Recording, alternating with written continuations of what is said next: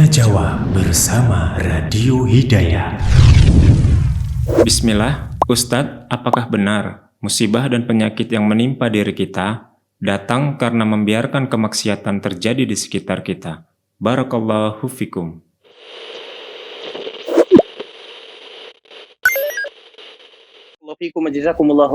Musibah yang Allah Subhanahu wa taala berikan kepada manusia itu banyak macamnya.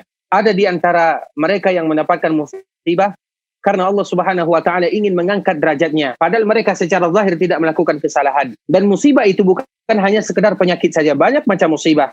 Dan manusia yang paling berat ujiannya adalah Rasulullah sallallahu alaihi wasallam. Bukan berarti Allah tidak sayang kepada Rasulullah sallallahu alaihi wasallam.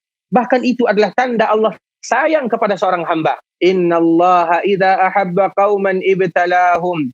Sesungguhnya Allah apabila sayang kepada suatu kaum, Allah akan memberikan kepada mereka ujian. Kenapa kita katakan itu bentuk kasih sayang Allah? Karena ketika kita mendapatkan musibah, ikhwatul Islam, maka kita senantiasa mengharap, memohon, meminta kepada Allah Subhanahu wa taala. Yang mana dulu mungkin kita sering dan kurang meminta kepada Allah, dikala kita sakit, maka kita tiap hari memohon, meminta kepada Allah. Allah suka yang demikian.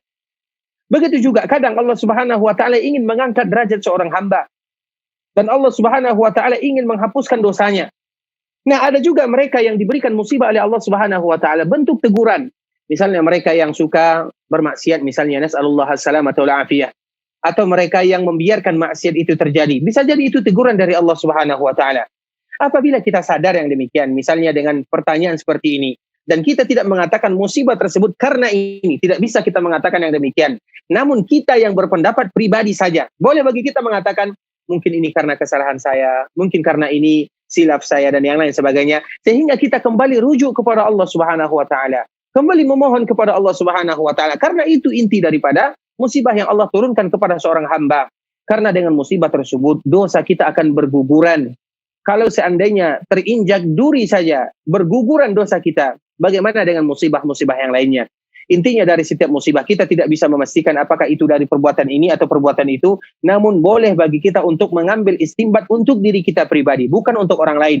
Seperti misalnya kita mengatakan mungkin karena kelengahan saya mengatur ini, mungkin karena kelalaian saya untuk mengatur ini dan yang lain sebagainya.